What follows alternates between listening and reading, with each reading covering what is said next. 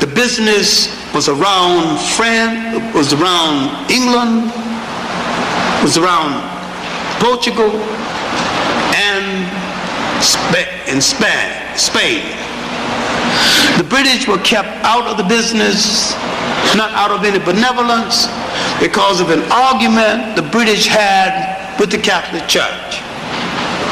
The French had some difference of opinion with the church and did not enter the business until that holy devil, Cardinal Richelieu, gave France a rationale to get into the business. Then France got into the business. Someone gave Henry VIII's daughter, Queen Elizabeth I, a proposal for England's getting into the slave trade, and she rejected it. Then someone showed her how much profit could be made, then she accepted it.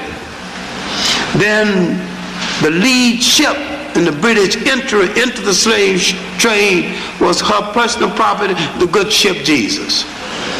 That was the name. Now, among the female power brokers of Europe, Elizabeth stands out. But don't forget who she was and what she did. Europe had practically no great outstanding women power broker. And the one they did have was Elizabeth.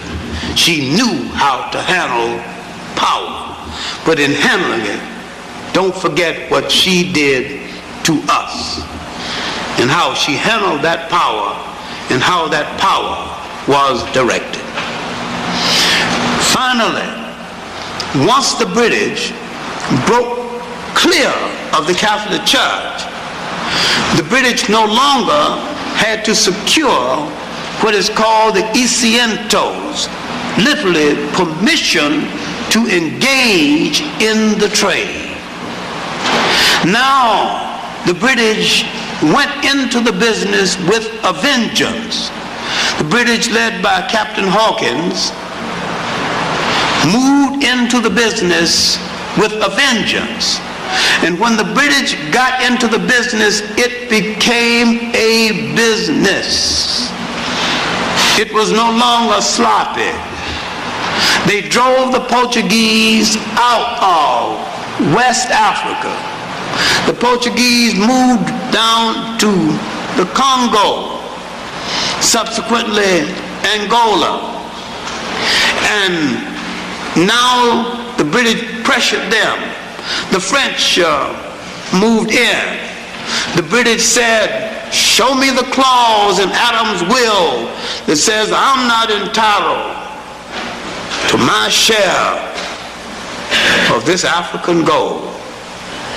And the French said, who gave the Pope right to give away what wasn't his in the first place?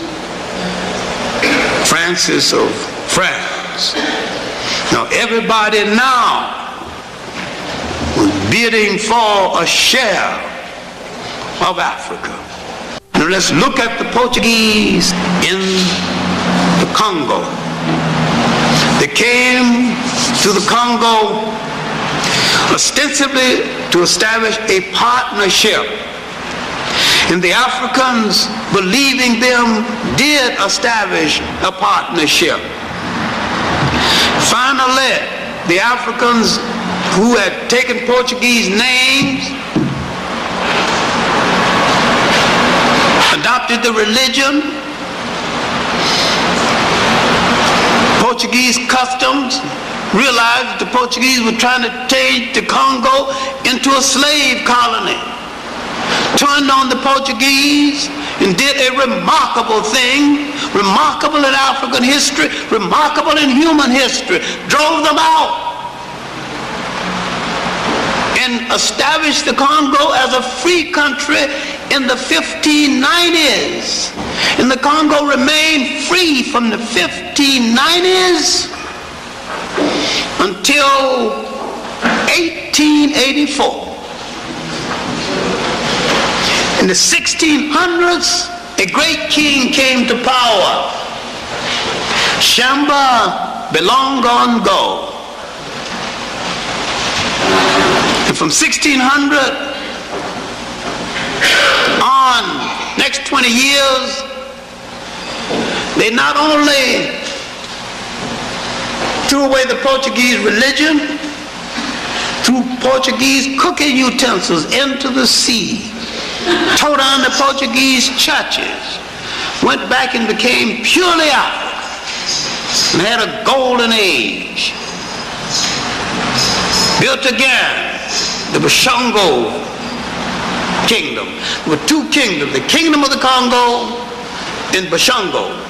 And they came together now and brought that strength together. The eastern Congo and the Congo facing the sea.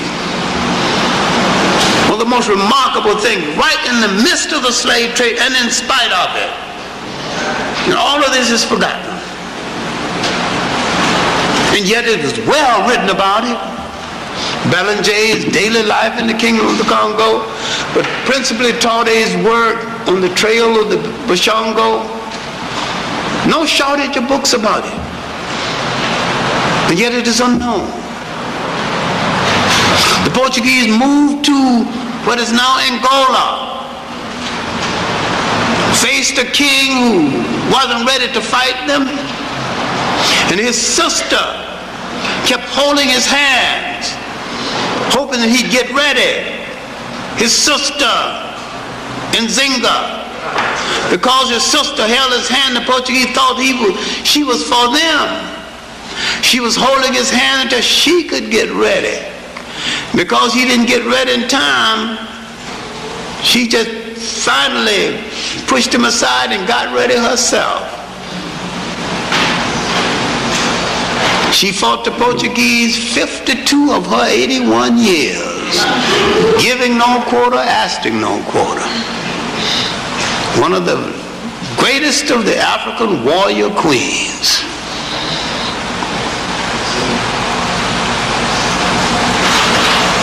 She was from a group called the Jajars. She wanted to stretch an empire across the southern belly of Africa.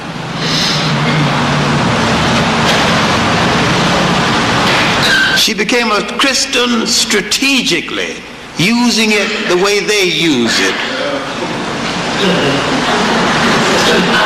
Strategically, for her purpose.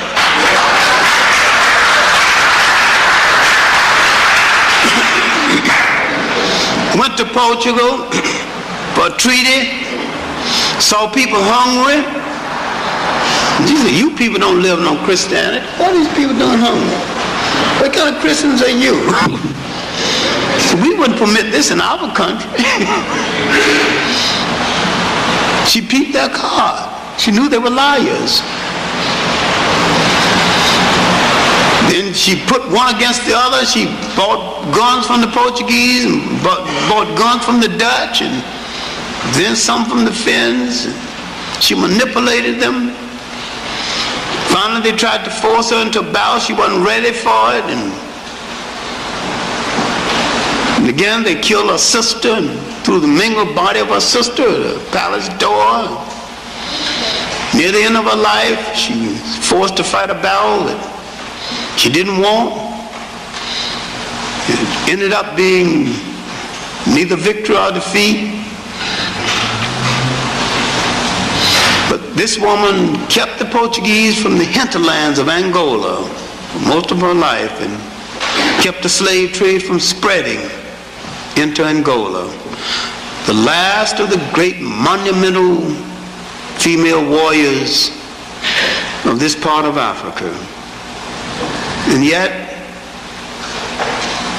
forgotten in history. But they know her. They know they met a warrior.